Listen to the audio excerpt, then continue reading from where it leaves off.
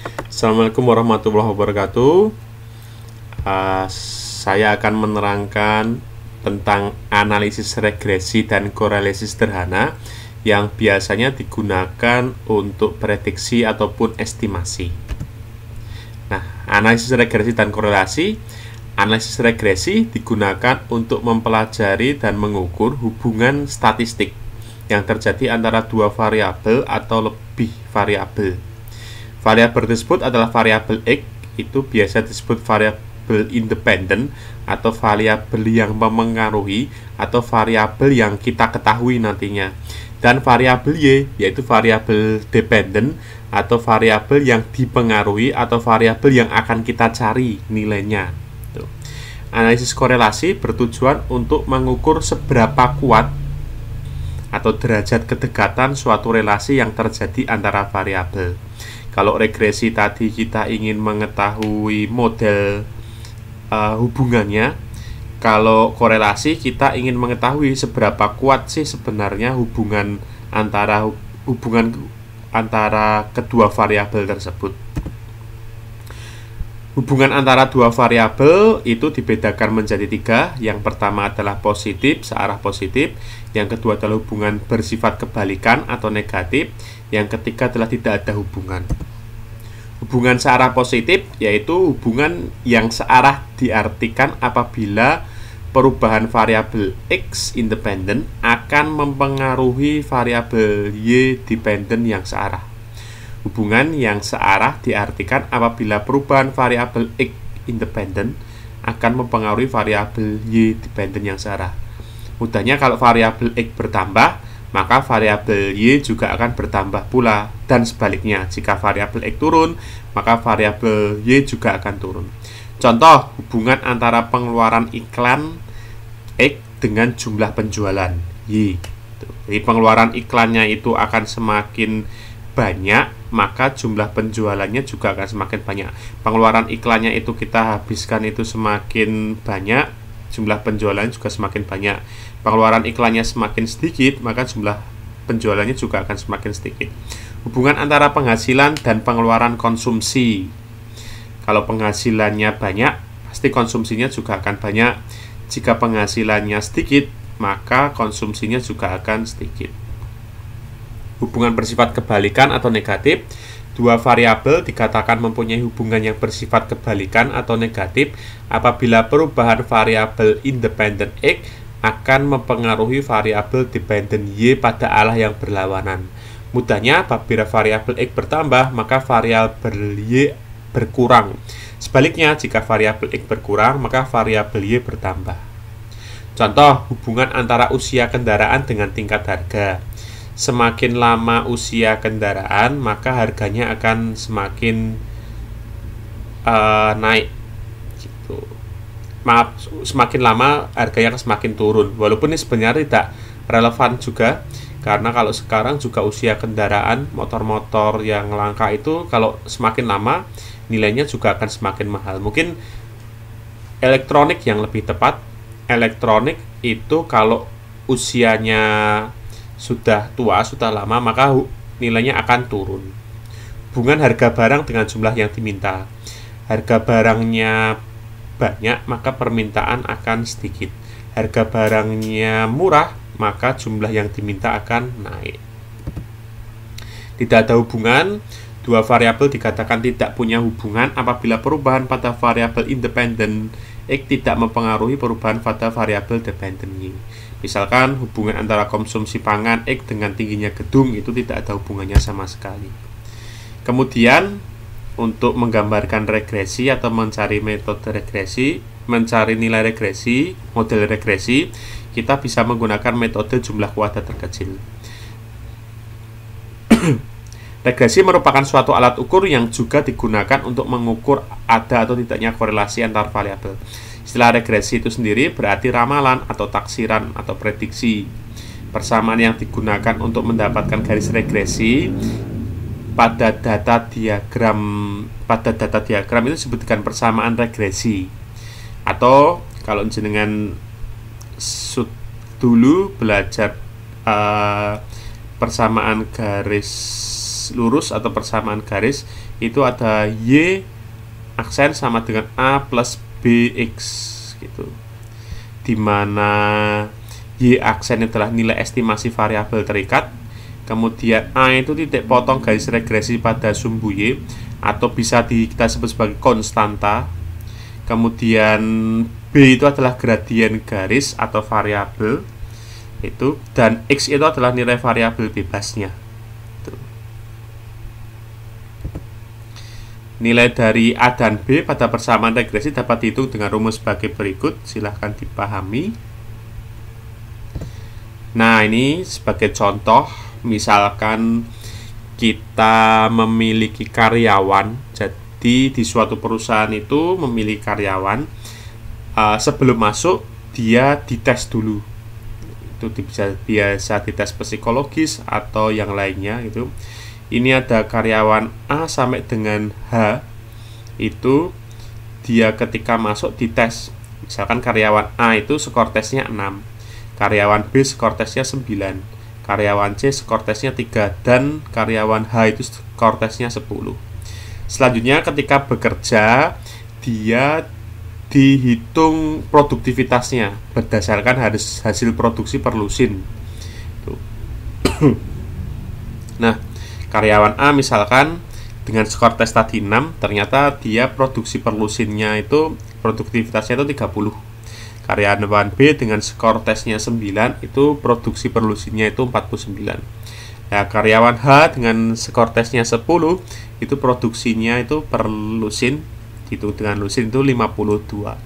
Nah, kita ingin mengetahui bagaimana sih hubungan antara skor tes dengan hasil produksi karyawan tadi, hasil produktivitasnya tadi. Jadi kita ingin mengetahui skor tes, hubungan antara skor tes dengan produktivitas gitu. Oke, kita menggunakan rumus yang pertama, itu menggunakan metode nilai titik tengah. Itu pertama-tama kita tentukan X dan Y, nilai variabel dependent dan variabel independent. Variabel independennya nilainya ini X ini adalah variabel yang kita ketahui. Variabel independent atau variabel bebasnya itu adalah Y ini yang akan kita cari nantinya. Kalau ada karyawan baru misalkan dengan skor tes, kalau di sini yang tidak ada itu 4, lah nanti kita ingin mencari produksi per lusinnya berapa tuh. Nah, jadi X itu sebagai variabel yang diketahui, Y itu sebagai variabel yang akan kita cari. Skor tes X, hasil produksi Y. Pertama kita cari rata-ratanya dulu, Y-nya dulu, hasil produksinya. Kita jumlahkan dari A sampai dengan H, itu ada 7 karyawan, ada 8 karyawan, itu totalnya 296. Kemudian kita bagi 8, rata-ratanya adalah 37. Selanjutnya untuk X sama, kita jumlahkan, kita bagi jumlahnya, rata-ratanya adalah 7.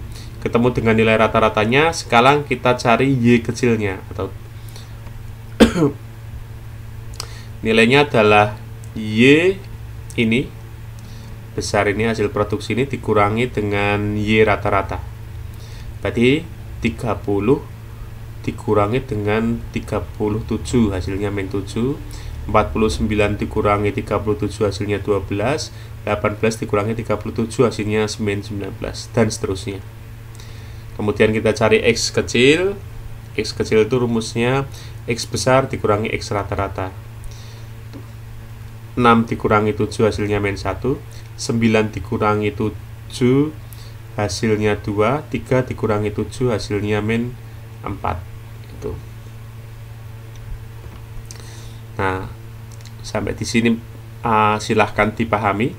Selanjutnya kita cari X kali Y. X kecil kali Y kecil. Min 7 kali min 1, hasilnya 7. 12 kali 2 sama dengan 24. Min 19 kali min 4, hasilnya 76, dan seterusnya. Selanjutnya kita jumlahkan seluruh X kali Y tadi, hasilnya 185. Nah, langkah selanjutnya kita cari X kecil kuadrat. Min 1 dikuadratkan 1, 2 dikuadratkan 4, min 4 dikuadratkan 16, dan seterusnya. Kita cari Y kuadrat. Min 7 dikuadratkan 49, 12 dikuadratkan 144, dan seterusnya. Kemudian dicari jumlahnya 968. Nah, kita masukkan ke rumus. B itu adalah sigma X kali Y dibagi dengan sigma X kuadrat.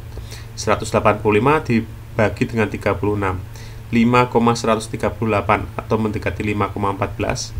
A itu rumusnya adalah Y besar dikurangi BX besar. B nya tadi ketemu 5,14, tinggal dimasukkan saja. Y besarnya, nilai rata-ratanya Y besar tadi 37, tinggal dimasukkan saja. Hasilnya 1,02. Jadi persamaan garis regresinya adalah Y aksen 1,02 ditambah 5,14 X. Ini. Nah, kalau dibuat ini kalau tidak menggunakan rumus tadi, rata-rata dikuadratkan semua, X dikuadratkan, Y dikuadratkan, kemudian dicari perkaliannya. Ini hasil X kuadrat dijumlah, Y kuadrat dijumlah, X kali Y juga dijumlahkan, kemudian dimasukkan rumus, hasilnya sama. Nah, kemudian dibuat persamaan garis regresinya seperti ini. Nah, kita coba masukkan. Kalau X-nya 3, Y aksennya berapa? 16,44. Kalau X-nya 3 tadi harusnya ininya 18. Maka hampir sama. Kalau X-nya 5, Y aksennya 26,72.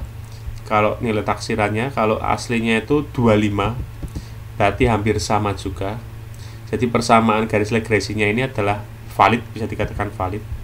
Pembacaan garis regresi, jika garis regresi ditunjukkan dengan persamaan Y aksen sama dengan 2,94 ditambah 0,95X, maka dapat diartikan bahwa hasil penjualan akan bertambah sebesar 0,95 pada setiap kenaikan pengaruh iklan sebanyak 1 satuan. Nah, kemudian perbedaan regresi dan korelasi. Regresi menunjukkan hubungan antara variabel satu dengan variabel lainnya. Sifat hubungannya dapat dijelaskan, variabel yang satu sebagai penyebab variabel yang lain sebagai akibat. Sedangkan korelasi tidak menunjukkan hubungan sebab akibat, akan tetapi menunjukkan hubungan antara variabel satu dengan variabel yang lain.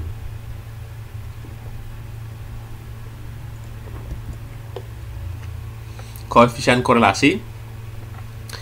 Nah, kalau tadi kita sudah mengetahui persamaan regresinya, kita akan mencari seberapa kuat menggunakan korelasi atau koefisien korelasi.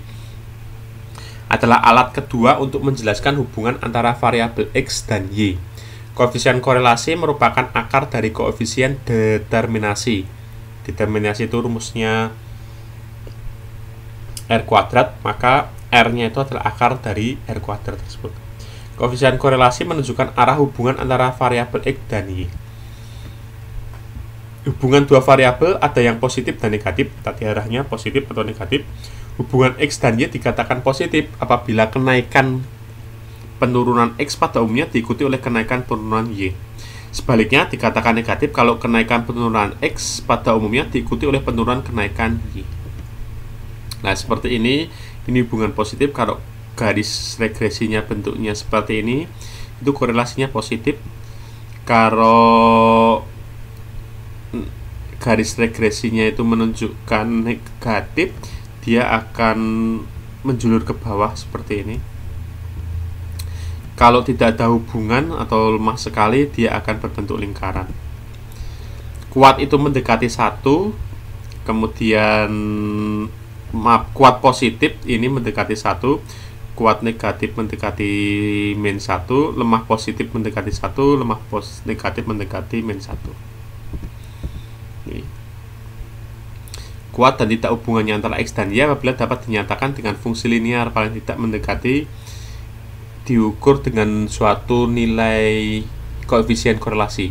Nilai koefisien korelasi ini paling sedikit min 1 dan paling besar adalah plus 1. Jika R koefisien korelasi, maka R dapat dinyatakan sebagai berikut. R itu di antara plus 1 dan min 1. Nah ini, R positif hubungan X dan Y sempurna dan positif, R negatif hubungan X dan Y sempurna dan negatif. Rumusnya seperti ini.